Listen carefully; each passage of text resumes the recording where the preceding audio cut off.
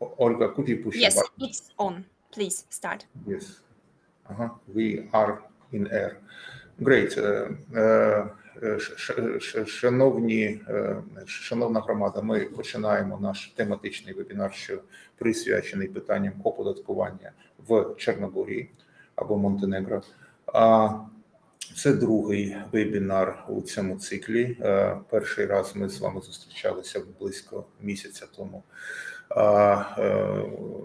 Ми разом з нашими колегами Лесією Виходцевою з Банка Восток і Русланом Земляним робили огляд, яким чином можна застартапити бізнес і відкрити банківські рахунки в Чорногорії.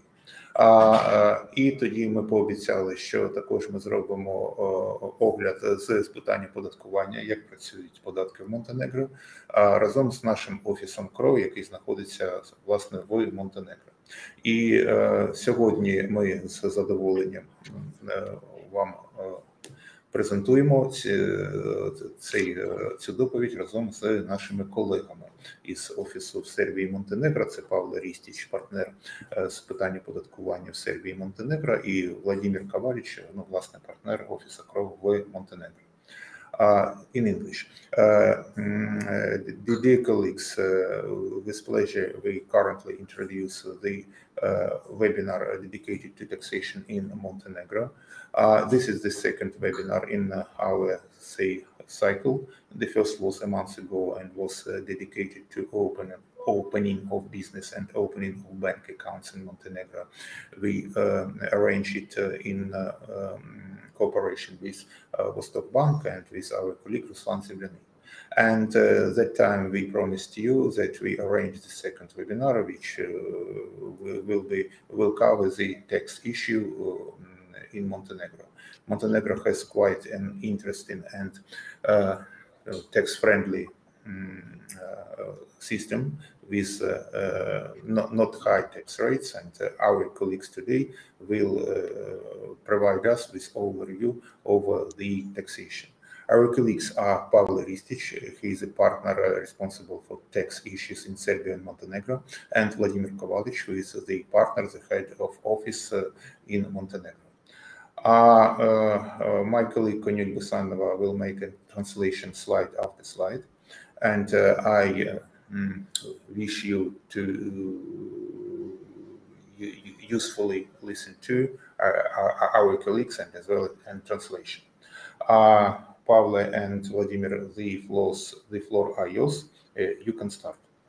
Я передаю слово Павле and Владимиру для огляду моделі оподаткування. Please. Thank you. Thank you. Hello to everybody. It's my pleasure to participate or to present on such a challengeable event. My name is Vladimir Kovalic and I am managing partner within Crowe Montenegro. I will just make small introduction before a colleague of mine and partner in Serbia and Montenegro for tax issue, Pavle Ристич, proceed about details. Regarding Crowe in Montenegro, we are present here for last 5-6 years, and so far we managed to, let's say, cover pretty big portion of Montenegro market. So far, our most, let's say, biggest part of the market is related with audit. So far, we perform audit in all major banks in Montenegro and all major insurance company in Montenegro. So such a results is something where we are very proud of, and also we are doing for all foreigner investors. We are following program of economic citizenships, reporting to the government state of investment and such things. And so far we are, let's say, very well connected with investment community here in Montenegro, domestic and foreigner. And regarding Montenegro, I would just like to say a couple of words. Montenegro is right now well-established country for receiving foreign investors. For last 20-30 years, we managed to have investors for more than 100 countries in the world. And so far, let's say, main determinants of the ambient in Montenegro were related with low taxation, lower, let's say, light business regulation, access to sound money, and openness. Regarding openness, many investors considering Montenegro as, let's say, small or let's say easy access to the EU market, because for last several years we have a free trade agreement with EU, with CEFTA and with EFTA countries, and from that point of view, many investors from all over the world coming in Montenegro in order to have, let's say, easy access to EU market.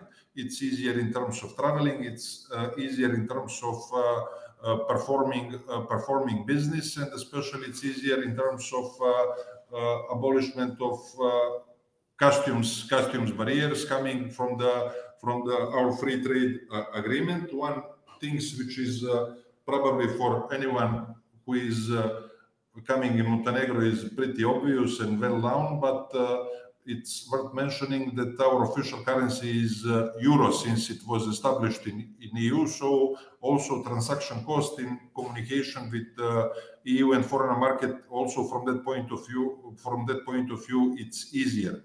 And it's also worth mentioning that we have very strong presence of Ukrainian community here for years, but especially in last 2 years. And it's so obvious, whoever is moving on the streets is going to see so many Ukrainians, cars and people. And official record shows that right now, not related to season, but to permanent presence in last month or year and something, we have more than 20-30 Ukrainians here in Montenegro, with tendency to have it more here. It's probably more or less what I wanted to say at the beginning. Of course, if there is any question, we are going to be here up to the end of the webinar. And now I would like to ask a colleague of mine, Mr. Pavle Ристич. He is our colleague and partner in Serbia and Montenegro for the tax issues, to take the floor. Thank you, Vladimir. If you don't mind, I will give translation, okay, of what you told us. Okay. Okay. Sorry. Probably I spoke too fast. I didn't know that. No, it's okay. It's okay. Everything will be translated. Okay. Don't worry, please. Друзі, ні, перекладач не заснув, як ви могли подумати про це. Я просто дала слово, щоб максимально Володимир висказався. Отже, Володимиру надзвичайно приємно сьогодні виступати перед вами. Володимир зазначив про існування Crowe в Монтенегро, так, в Чорногорії вже 5-6 років. Вони дуже пишаються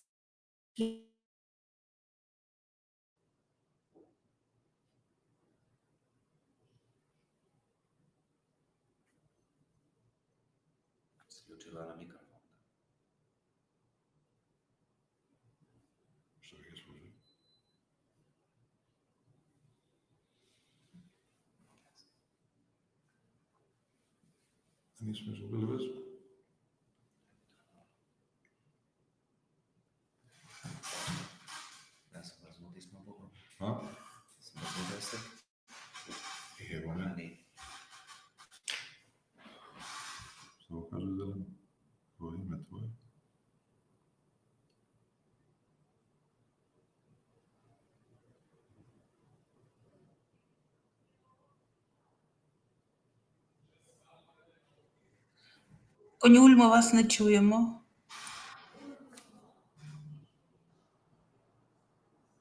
Yes, we don't hear you.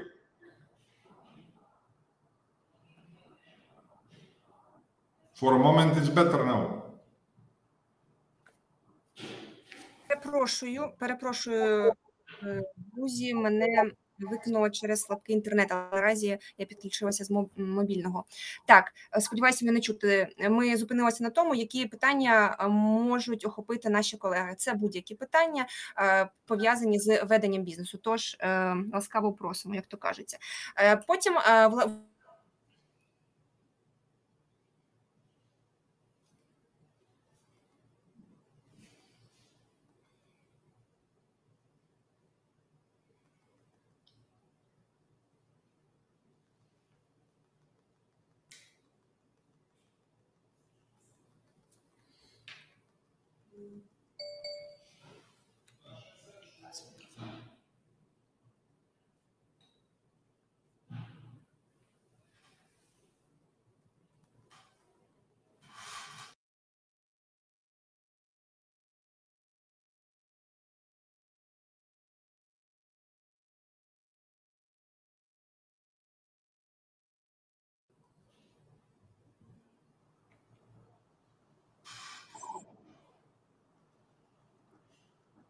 We once again don't hear you. Same from our side.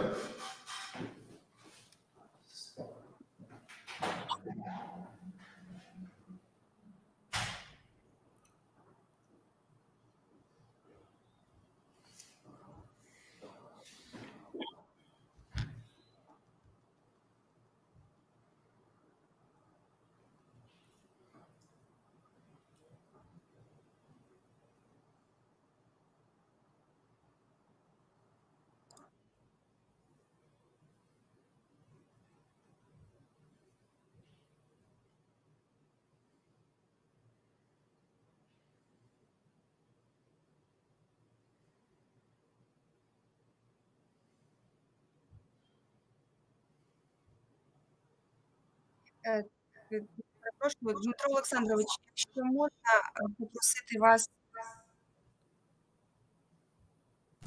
бути на підстраховці, тому що поки я налаштовую свій інтернет, можливо, будуть виникати проблеми технічні. Тож, це інвестиційна привабливість, це доступ до ринку і Європейського Союзу, це велика кількість угод, в які були укладені Чорногорією, це також валюта євро, що також полегшує транзакції.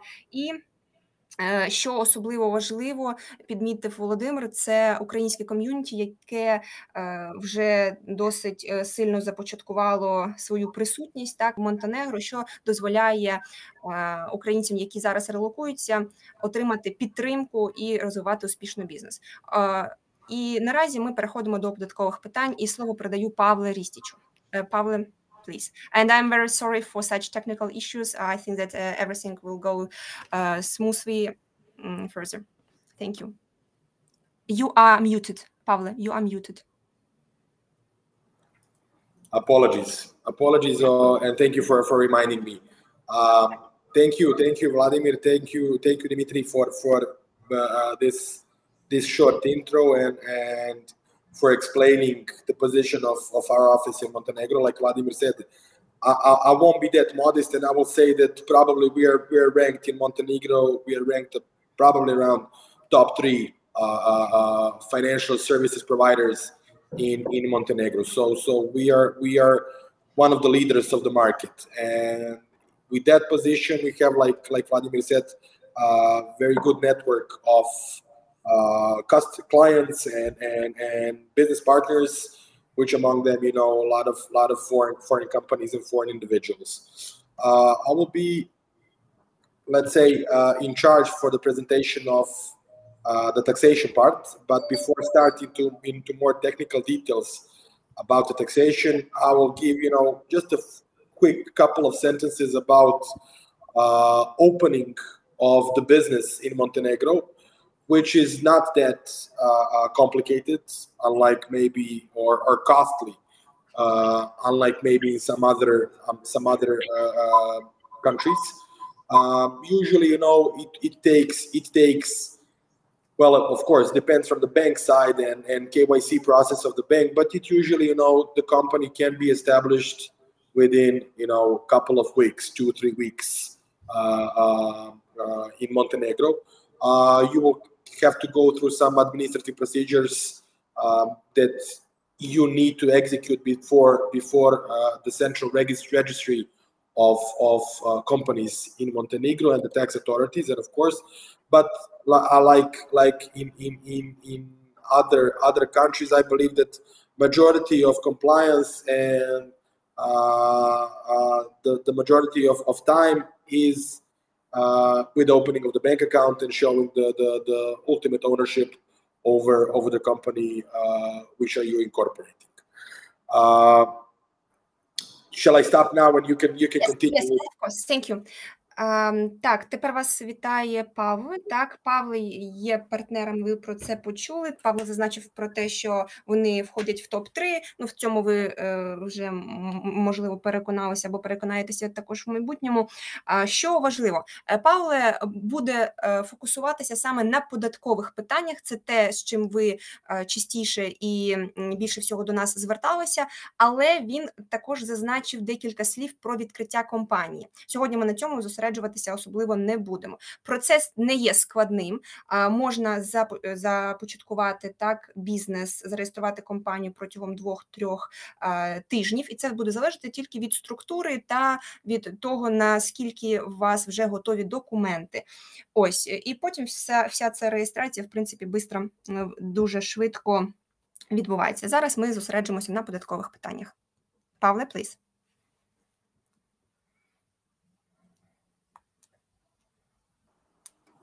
Thank you.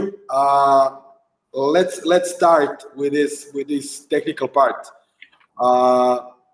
Like Dmitry and Vladimir mentioned, and I'm confirming, Montenegro is probably one of the countries with the lowest corporate income tax rate in the region.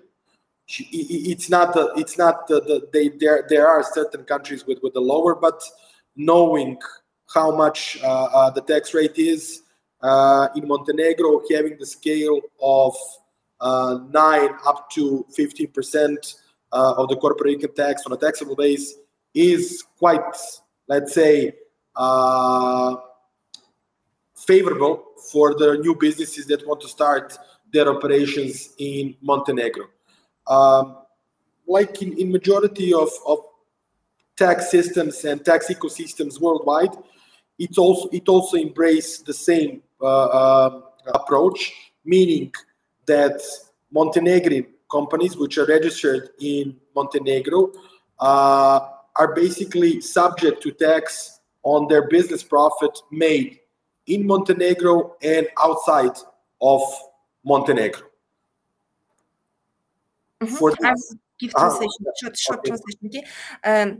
Друзі, як ви вже могли почути, так, оподаткування складає 9-15%. Ми з вами подивимося ті обставини, за яка буде саме ставка застосовуватися. Що важливо підмітити, що така ж система, в принципі, як і в більшості країн в Чорногорії, тобто ми оподатковуємо весь світовий дохід, а не за територіальним принципом, наприклад, як це відбувається в Сингапурі, хто знає, або в Гонконзі.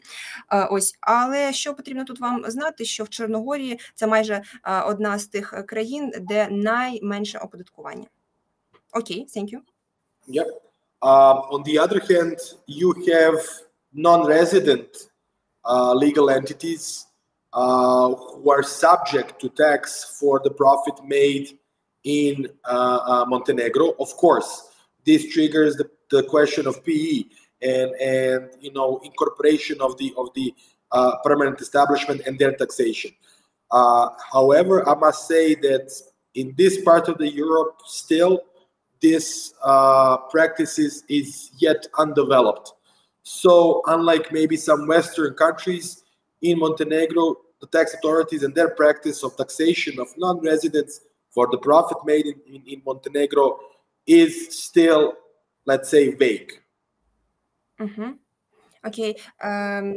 Тут ми говоримо про оподаткування нерезидентів на території Монтенегро, тобто оподаткування тільки того доходу нерезидентів, які були отримані в Чорногорії. Наш колега Павло зазначає, що ця практика тісно пов'язана з постійним представництвом, але якщо ми кажемо ось конкретно про нерезидента не в аспекті постійного представництва, тоді ця практика не є розвиненою і порівняно з іншими європейськими країнами. Окей, thank you. Okay. You will see from the scale presented here that taxable rates are progressive. So, they are going from 9%,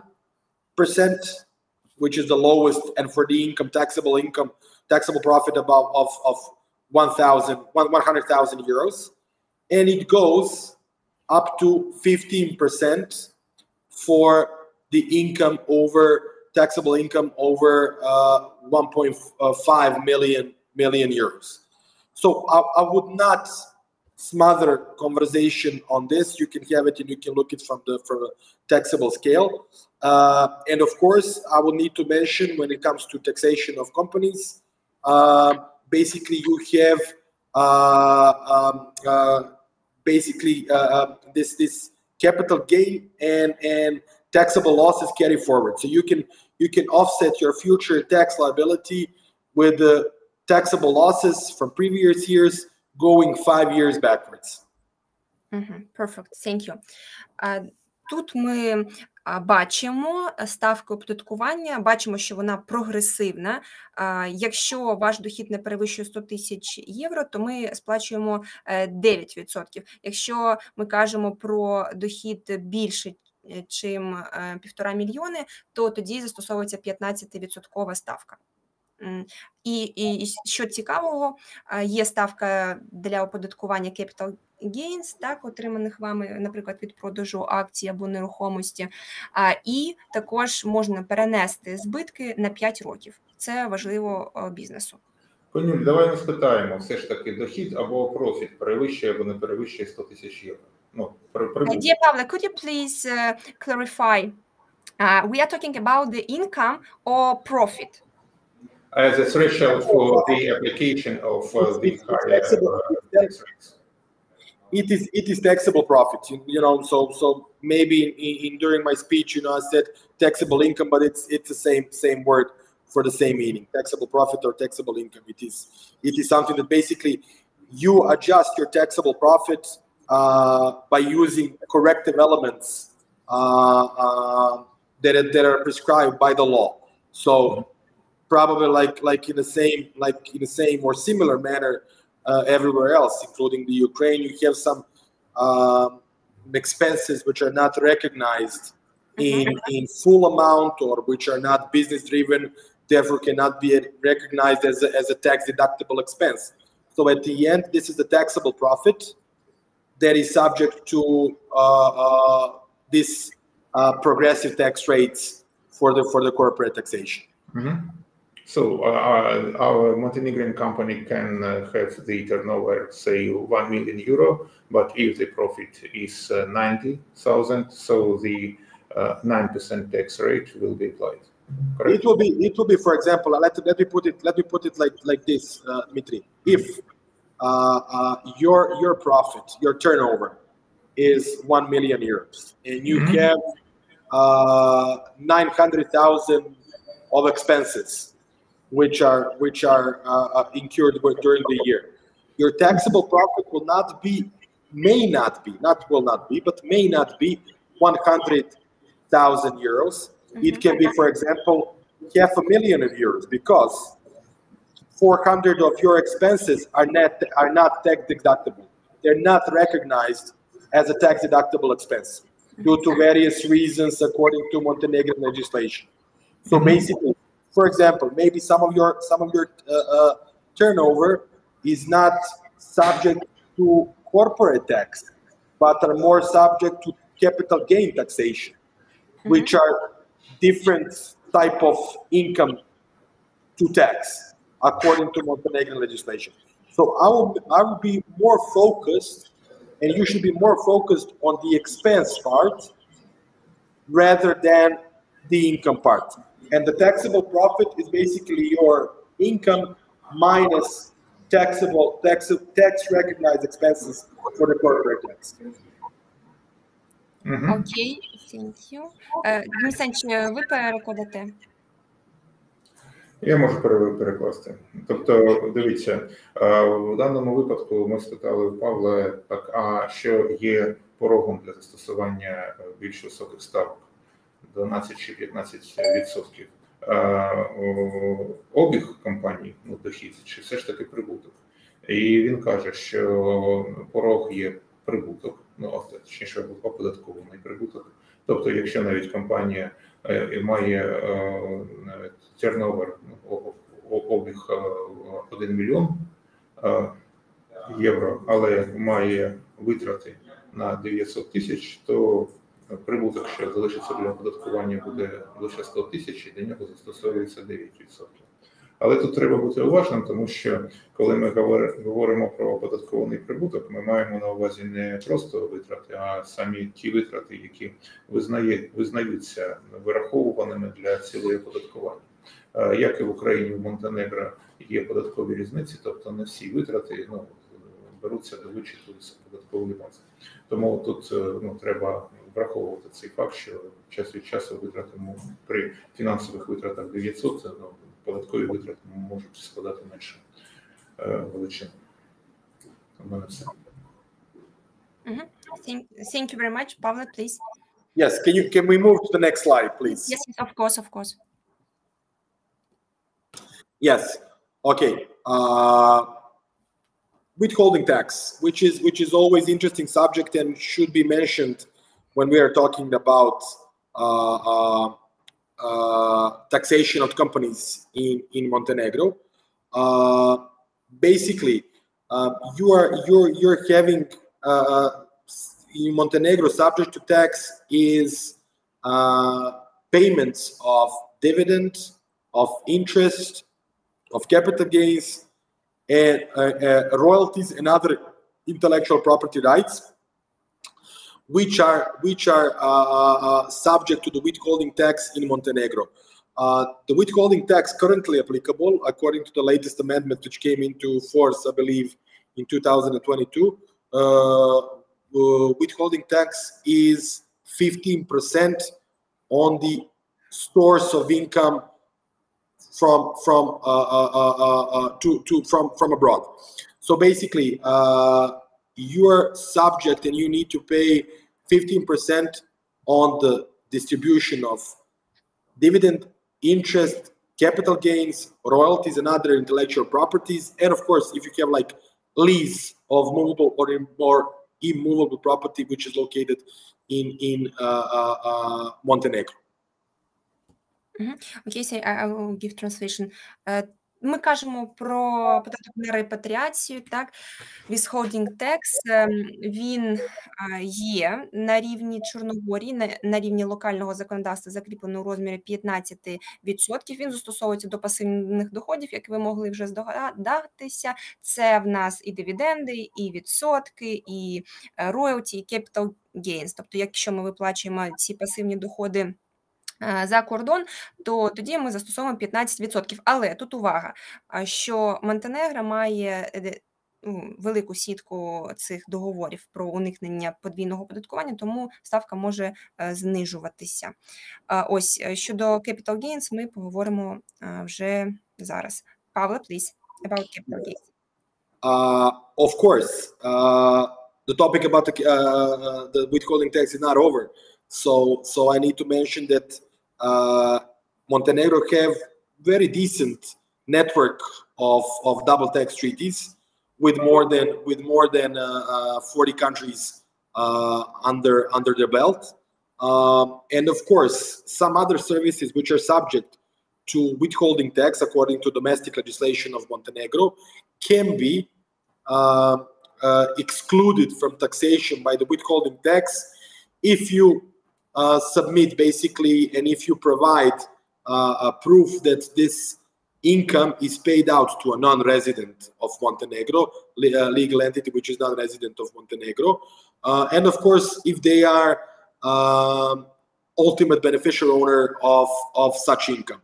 So for consulting services, audit services, market research services, basically you can be exempt from paying withholding tax on services that your Montenegrin company acquired, if, like I said, you have proof that you're paying it to the service provider, which is non-resident legal entity, and this service provider, non-resident legal entity, is beneficial owner of the income of such.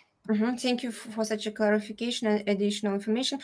Друзі, тут важливо підмітити, що податок на репатріацію, так було зазначено про про конвенцію про уникнення подвійного оподаткування, про що я вже сказала, що воно може знизити ставку оподаткування. Але важливо пам'ятати, що є інші послуги, є інші виплачувані доходи, на які можуть також стягуватися ці 15% податку на репатріацію. Щоб цього не сталося, потрібно, перше, щоб виплата була саме на нерезидента, і друге, щоб цей нерезидент був бенефіціарним власником цих доходів. І ось наш колега зазначає, що консалтингові послуги з маркетингового ресерчу та послуги з аудиту, можливо, тут все ж таки не буде, скоріш за все, тут не буде податку на репатріацію, якщо будуть виконані умови, які я зазначила.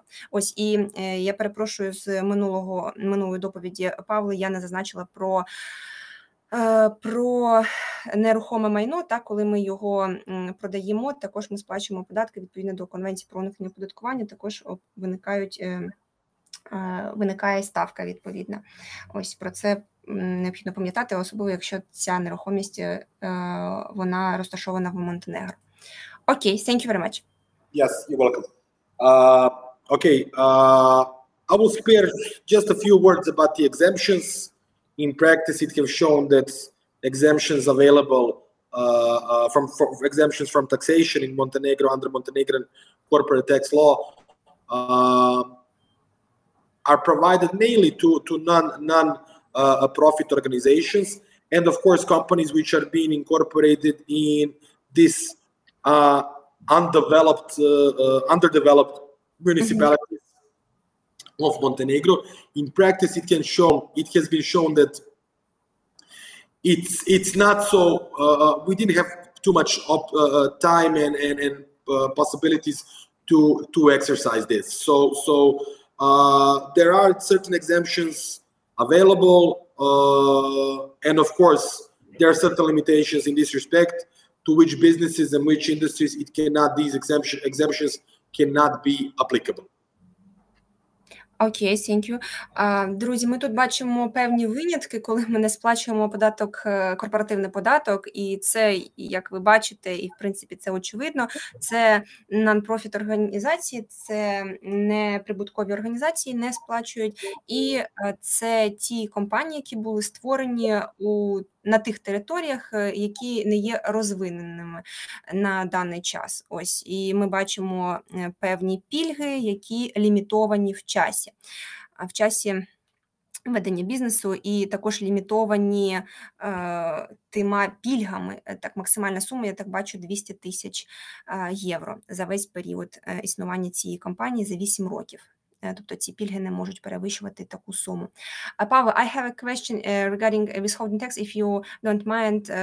It's a short question. So if we pay money, for example, dividends from Montenegrin company to another Montenegrin company, we will have this withholding tax? No, withholding tax is only subject to abroad. Okay. Yes, because we met some countries in which withholding tax is applied when we have transactions in country. Okay, so here we don't have such a. So we may go on. As the next slide, it will be dedicated to income taxation. Yes. Okay. Let's say. Still, in Montenegro, there is subject to personal income tax are certain let's say activities of individual. Mainly, it is from employment, which is like personal income tax and taxation of your personal income in Montenegro that you acquire, from self-employment. From properties, if you acquire some income from let's say renting a properties, income from capital, which is dividend distribution to shareholders, Montenegrin residents, individuals, Montenegrin residents, capital gains, income from sports activities, income from copyright and related rights, trademarks, and income from independent experts in culture. with this part, I will mainly focus on taxation of employment, which is something that is I probably believe in mostly in focus from your end. So if we can, okay, I will stop and you can pick up. Yes, and I have a question. So, based on these types of income, we have different taxation rate. Based on this, yeah. Based on this, and I will stick myself to the employment from this, Okay, because so it can be different. It can be different depending on your resident, non-resident, application of double tax treaty, and etc. But for the audience, I believe the most interesting is the employment part, which I believe we should focus on. Thank you. Так, далі ми переходимо до персонального оподаткування, і ви можете бачити ті види доходів, які підлягатимуть оподаткуванню. Сьогодні ми зосередимося саме на доходах, отримуваних як працівник. Стосовно інших доходів від підприємницької діяльності самозайнятої особи, від нерухомості, яку ви здаєте в оренду або там продаєте. Потім це доходи від продажу акцій, capital gains, потім це ті доходи, які ви отримуєте від того, що надаєте в користування певні права, об'єкти права інтелектуальної власності, та будь-які інші доходи. Справа в тому, що в залежності від виду доходу ви можете стикнутися з певною ставкою оподаткування або з правилами оподаткування, наприклад, якщо мова йде про якісь іноземні доходи, де ми, власне, застосовуємо Конвенцію про уникнення подвійного оподаткування, і тому ми не можемо казати, що ставка буде тільки 9%, там будуть певні коригування. Тож, переходимо до оподаткування саме доходів, отримуваних як працівник. Thank you, we may go on.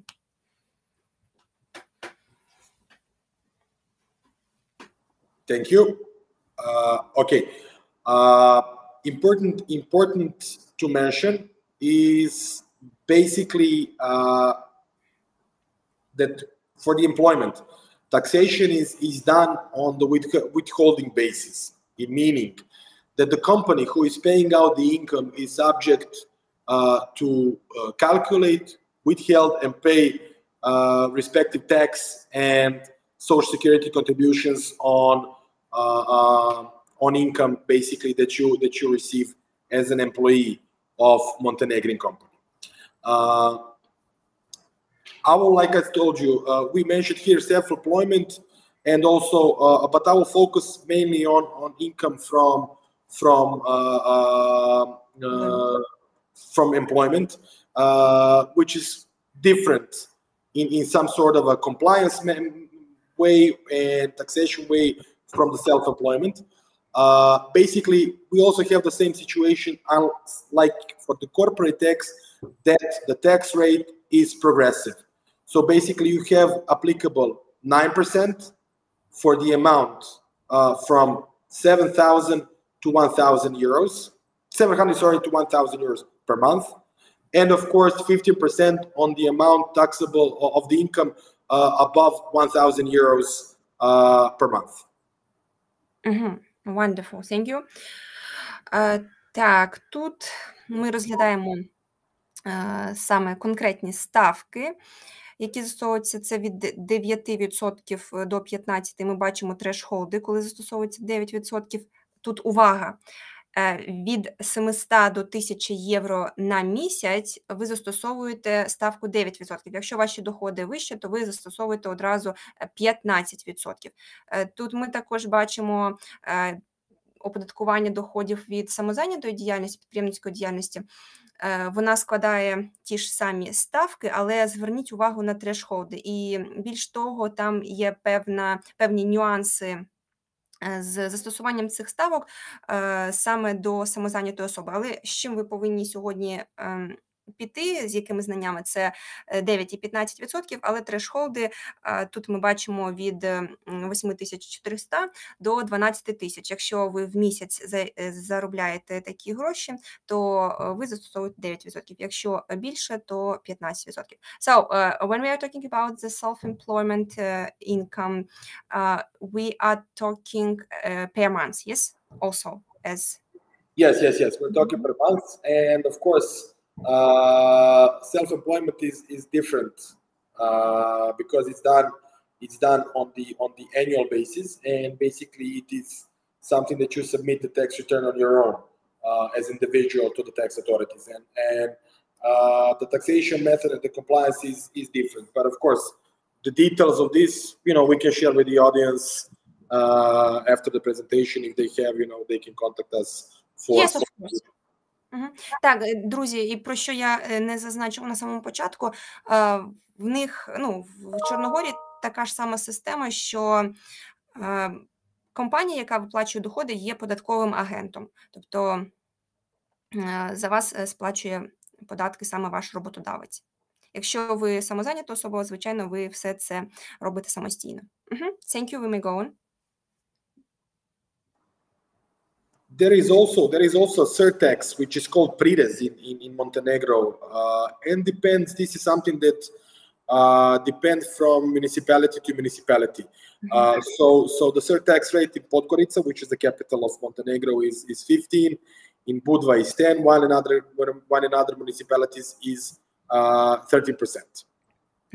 Друзі, ви також можете стикнутися в залежності від того, в якому муніципалітеті ви знаходитесь, з додатковим оподаткуванням, і в залежності від того, де ви перебуваєте, ви бачите, що в Підгориці це 15%, якщо це Будва, це 10%, а в інших десь під 13%. And so this tax rate is applied to what base? So to taxation base or the rate? There is certain formula when calculating its taxation base. Yes, but there is a certain formula. We can share it after the meeting, just for the guys to understand, how it works. Okay, I understand. Thank you very much. Друзі, стосовно того, до чого застосовується, так, яка є база оподаткування от цими додаткового податку, то ми зможемо поділитися з вами формулою. Так, окей, so we may go on. Okay. Exemptions. Exemption, okay. There are certain exemptions prescribed by personal income tax in Montenegro, and they are scaled. So they're starting from 90% of the Social Security contribution personal tax in 2021, 60% of the tax levied for 2022, and 30% of tax levied in 2023. Basically, this is the right to exemption is some sort of an incentive measure for development of research R&D in Montenegro, and for employed or engaged a person who perform this kind of independent activity. There are certain bylaws which are giving this type of incentive, and of course, for more details on qualification and everything, we can the audience you can share our contacts, and the audience can contact us after the webinar. Okay, so I have a clarification, some question. So if I'm IT specialist, for example, and I'm engaged in R&D activities, so you employed me, and you could enjoy these incentives and deduct my taxation on this amount of tax paid contributions. Yeah. Okay, so it is applied simultaneously? This 19, 60, 19, 60, and 30, yes. simultaneously. Okay. Yes. And if I'm a newcomer also.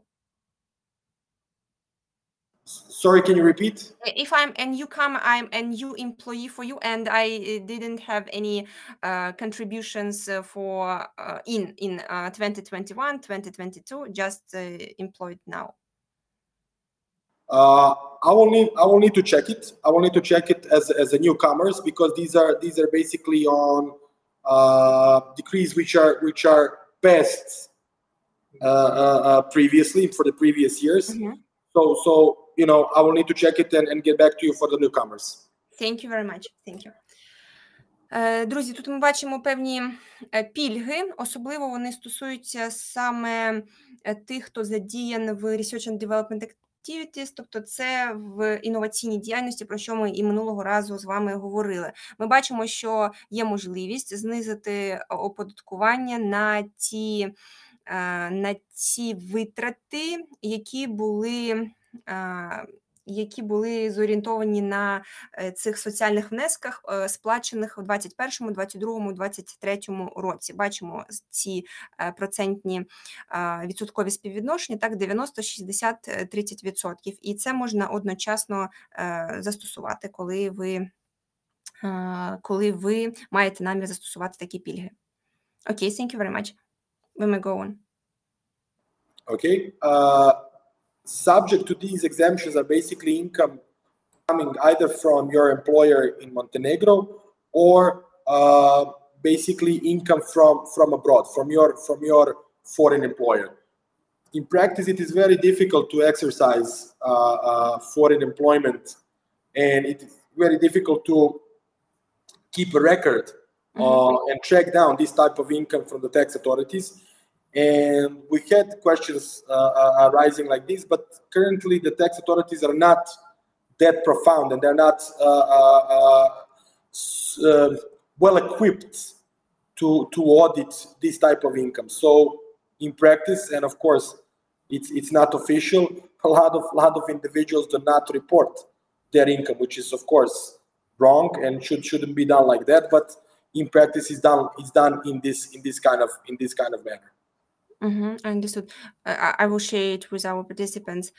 Тут наш колега зазначає таку іншу сторону медалі, про діяльність саме чорногорських контролюючих органів. Він каже про те, що особи отримують доходи як від локальних компаній, так і від іноземних, і, на жаль, не все вони декларують, що може викликати певні негативні наслідки, ось тому що податкова служба наразі не дуже чітко контролює це, немає ресурсів і заінтересованості в цьому, але це може змінитися. Тому такий основний заклик все ж таки декларуйте доходи, тим паче, що є певні пільги, які можна застосувати. Dear Pavle, I just also read a presentation and I see that this exemption is realized on the employee's salary, which is not higher than the average monthly salary in Montenegro. So we are talking about the monthly average salary for some particular industry and position, or in general? It's in general. It's in general. Okay. Yes. And what is the amount of such salary? Let me check, and let me get a quick help maybe from my colleagues if they know it from the top of the head. Okay. So we could share this information after the webinar. Yeah. I'm not sure. Honestly, I'm not sure about the average salary in Serbia, and but it's probably around, I don't know, 600 or 700 euros per month, or even more. Okay. So, for example, we are talking about this 7,000 euros a month. But if 700, not 7,000. Sorry, 700. We're not Luxembourg yet. Okay, 700 per month. So if my salary is higher, I could not use these incentives? Yes. Окей. Друзі, це для бідних IT-спеціалістів, я так розумію, буде застосовуватися пільга. Добре. Thank you. We may go on. Okay, can we go with the next slide? Yes, of course. One second. Social security contributions. Okay. Yes. Very, very interesting, and I believe, you know, that the audience you had and the previous webinars you held probably may notice from just, you know, from pictures and slides in front of them that the tax rates are rather lower in Montenegro than maybe in some other Western countries. And basically you have Montenegro. Why Montenegro is specific? Unlike a lot of regional countries, including Serbia, in Montenegro, it has been abolished the payment of healthcare insurance, which is something that for decades have been subject of payment in this region. However, in Montenegro, starting from 2023, the health insurance contributions have been abolished, which is quite bold move, I believe. But I can say that I guess the government have some plans behind how to support and how to fund this healthcare organization in quality and efficient manner. So I will basically be very brief about the taxable Social Security contributions in Montenegro. You have pension and disability per rate of 15%. It's basically on taxable income of individual payable on taxable income of individuals in this percent. And you have unemployment insurance of 0.5%. This is on behalf of the employee. Of course, there are certain rates on behalf of employer, which is 5.5 for pension insurance and disability insurance, 0.5 for unemployment, labor fund, and union fund in 2.0%. Just to understand, just for your audience to understand, in Montenegro we have the concept of, we call it, as an accountant, we call it gross two.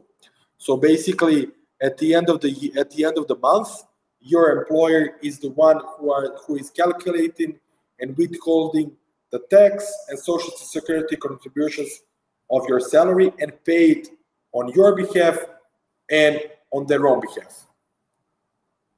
Okay, thank you very much. And what does it mean, union, this contribution? It's a fund, like unemployment, like in this kind of. Окей, thank you very much. Тут ми говоримо про соціальні внески. Є гарна новина, що з 23-го року вже не застосовується медичне страхування, що, можливо, покращує, напевно, покращує становище, тому що це було додаткове навантаження, в цілому, да, податкове навантаження, зараз його відмінили. Що є базою для нарахування цих соціальних внесків? Це зарплата гроз. Що ми повинні знати? Тут є дві частини. Так? Перша частина, вона лежить на плечах саме працівника, так, інше на плечах роботодавця. І ми бачимо складники, так, за що сплачуються певні ставки. Це пенсійні нарахування, пенсійне страхування 15% зі сторони працівника. Потім це певні внески по безробіттю, це 0,5%. Що стосується роботодавця, то він сплачує ці ж пенсійне страхування 5,5%, далі 0,5%, те ж саме, що у працівника, і є певні внески у фонди, і ми бачимо, що вони по 0,20%. Ось.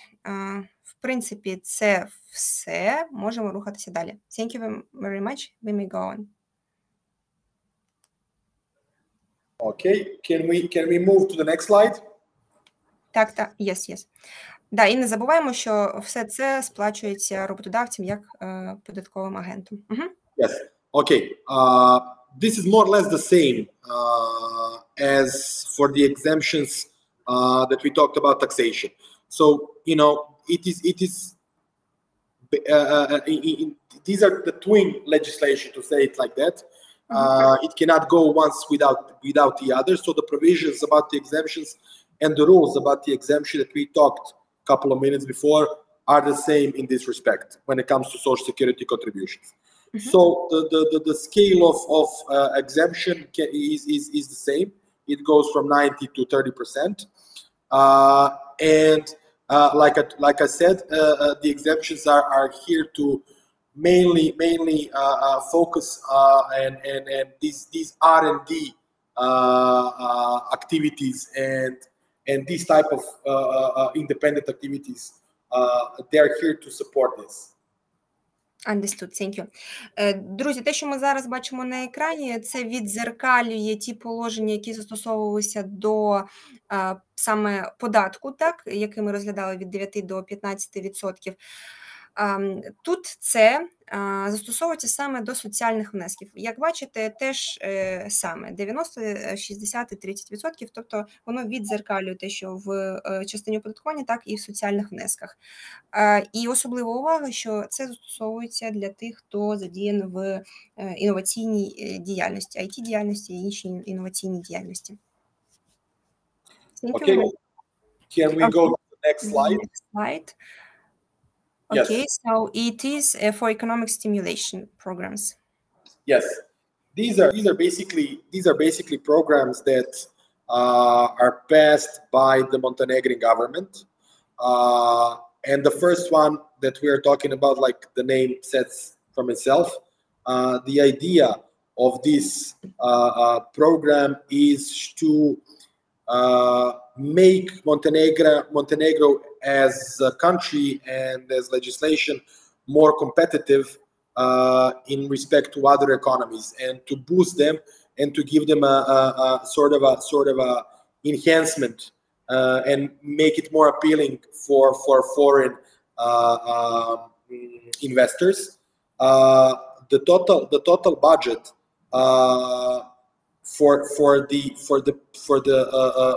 this improvement of competitiveness is 3 million euros for the 2023, and basically this is, I'm not sure that this program, maybe they can, but not so in the focus of maybe your attendees. It is mainly focused on, as I understood, your clients and attendees are mainly focused on R&D. This program is here to support purchase of high-value equipment, support small-size investments, digitalization support, and etc. It is something that government of Montenegro introduced, and is divided into 4 phases. Basically, in phase 1, the government publics the invitation and application for this program lines. In the next phase, they are basically doing the due diligence of your application and are deciding whether or not you are qualified for this. In the phase 3, it starts basically with implementation of this program, and phase 4 is refund of all the investments you made and which are subject to this program of the improvement. I understood. So it applies also both for manufacturing companies, yes? Yes.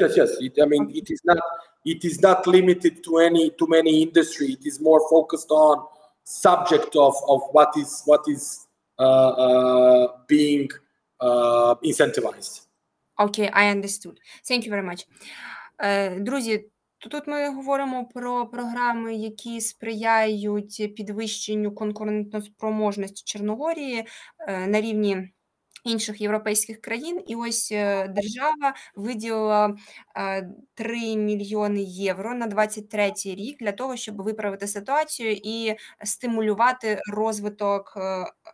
розвиток і створення різних компаній. В основному це ті, які зосереджені на виробництві, це виробничі компанії, це маленькі компанії, яким потрібна інвестиційна підтримка, ті, які купують якісь коштовні прилади для того, щоб здійснювати свою господарську діяльність, та і інші індустрії, які цікаві державі. Тобто вони готові компенсувати ті витрати, які така компанія, такі бізнесмени здійснили задля того, щоб започаткувати свою діяльність. Але звертаю увагу, що для того, щоб скористатися цим, вам необхідно пройти певний due diligence і підтвердити, що ваша діяльність є кваліфікованою та підпадає під умови, за яких можна з цим скористатися. Тут є 4 фази. Так, щоб це все отримати, бачимо, що спочатку все починається з подачі заявок, а фінальною, а вже ж це є повернення вам витрачених грошей, якщо ви підпадаєте під умови. В принципі, це все. Якщо вам цікава така програма, ви можете написати, чим ви займаєтеся, ми можемо перевірити, чи підпадете ви під цю пільгу від держави. Але ви бачите, що є цільовою такою аудиторією для цієї програми. Так. Діджиталізація також підтримується, тому якщо ви IT-спеціаліст IT-компанії, також можете спробувати податися. Окей, thank you. We may go on. It will be the next slide. I see it. Program for next slide, and this is the basically the final chapter of our presentation, today's presentation. This is also a program that is adopted by Montenegrin government, basically focused to enhance and boost these newly established enterprises, and more or less, every program needs to go through some sort of a, like I said for the previous one, some sort of a double check and due diligence and approval from the side of the government. The Innovation Fund for Montenegro allocated €1 million in total for co-financing the innovative projects. Like it is 3 times smaller than the last one, and the budget for the last incentive, and the minimum amount that which is not repayable is €50,000, while the maximum amount is €200,000. And of course, regarding on your investment and regarding on your future business setup, you're running the business or starting a business can cost more, but it is up to the owner, it is up to the shareholder, it is up to the debt company or individual to provide this remaining part of funds. I understood. I have a question. So, for example, if my project costs €50,000, I could apply for this program and could be awarded with this €1 million, or how it works? Well, maximum is €200,000. €1 million is the total budget. Total budget for all the companies. Yes, Okay. and the minimum amount is 50, and the maximum is 200,000. Окей, да, друзі, є ще одна така стимулююча програма. Вона також зосереджена на інноваційному бізнесу, новоствореному. Також звертаю увагу, що існуючі підприємства, якщо виконують умови, також можуть скористатися цим. І всього виділено порядка €1 мільйона на до фінансування таких проєктів.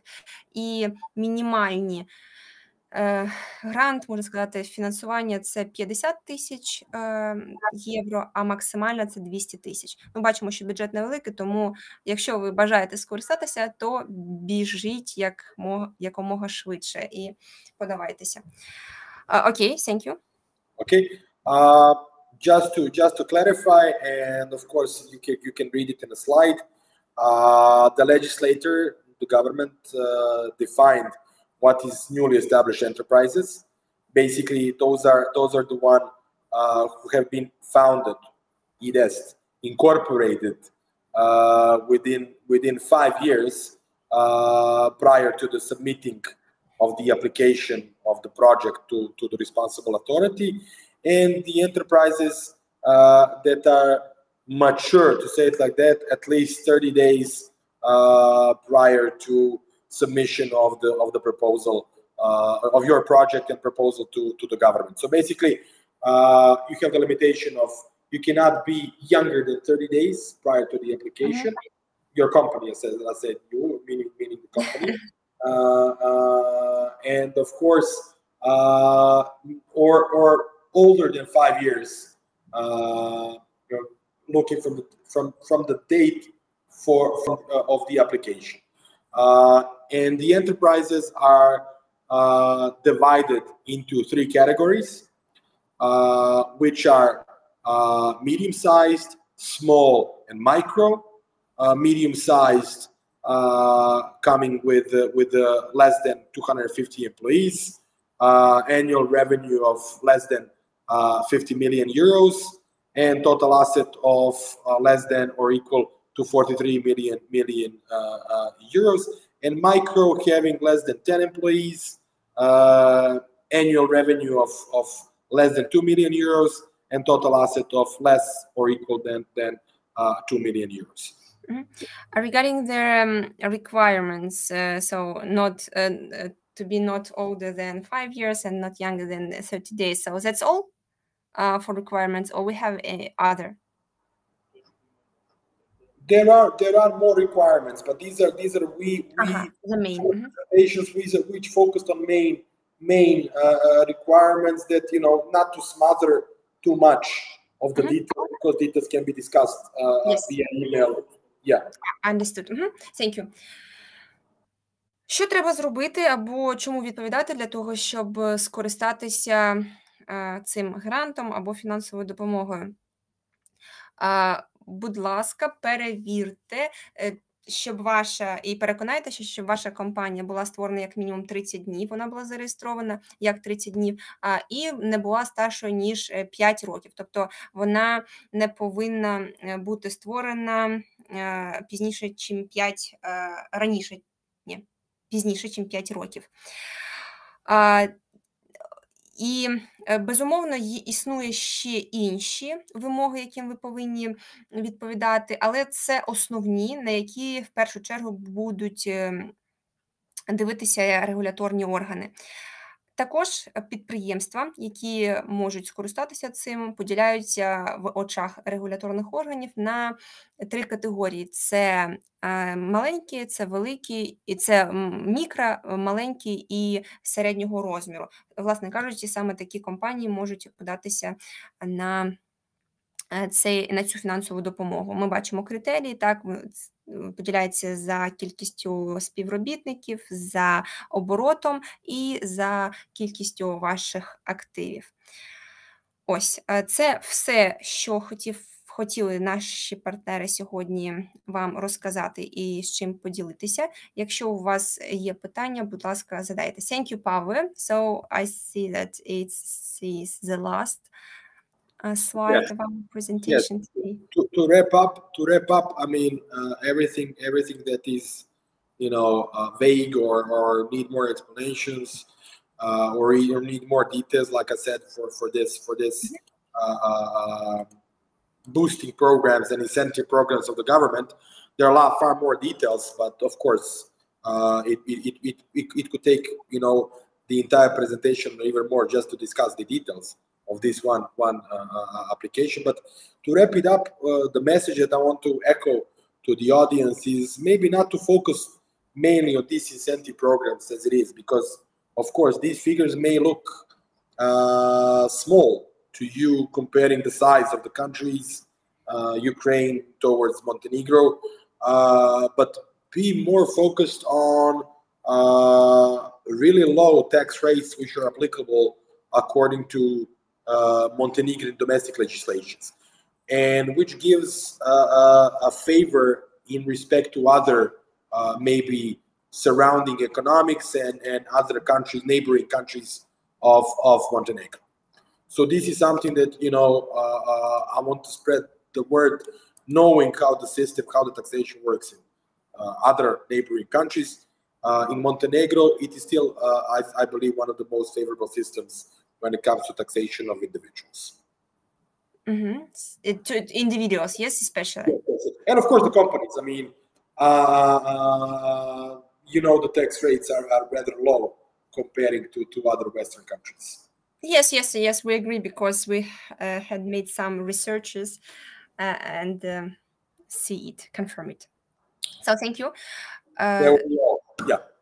From our end. Друзі, повторюся, якщо у вас є питання, будь ласка, задавайте. Можливо, ці величини, так, цифри цієї фінансової допомоги вам здаються смішними в контексті країни, так, великої такої країни, але тим не менш пільги є і вони будуть збільшуватися, тому спробувати варто, якщо особливо ви ще роздумуєте над країною, в яку можна було б розширити свій бізнес або релокувати, як мінімум тимчасово, тому скористайтеся цією можливістю. І повторимо так свою тезу, що Чорногорія – це все ж таки така юрисдикція, де оптимальне податкове навантаження як для фізичної особи, так і компанії. Тому користуйтеся можливістю. Якщо вам потрібні деталі по цим програмам, по цим пільгам для IT-спеціалістів, для виробничих компаній,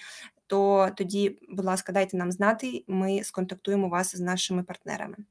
Thank you. Якщо є питання, будь ласка, повторюся, пишіть. Якщо немає, то у вас буде можливість задати пізніше. Okay, dear Pavle, our participants, I think that they will think over this information and they will see the video, yes, record of our webinar, and then they will come with questions, if any. Thank you. Thank you for such an useful information today. Thank you, everybody, and enjoy the rest of the day. Thank you. Vladimir, thank you very much. We cannot hear you. I just joined to exchange of thanks. Thank you for attention. Thank you for everything. Yes, thank you. Bye. Bye-bye. Bye-bye. Stay safe. Thank you. You too.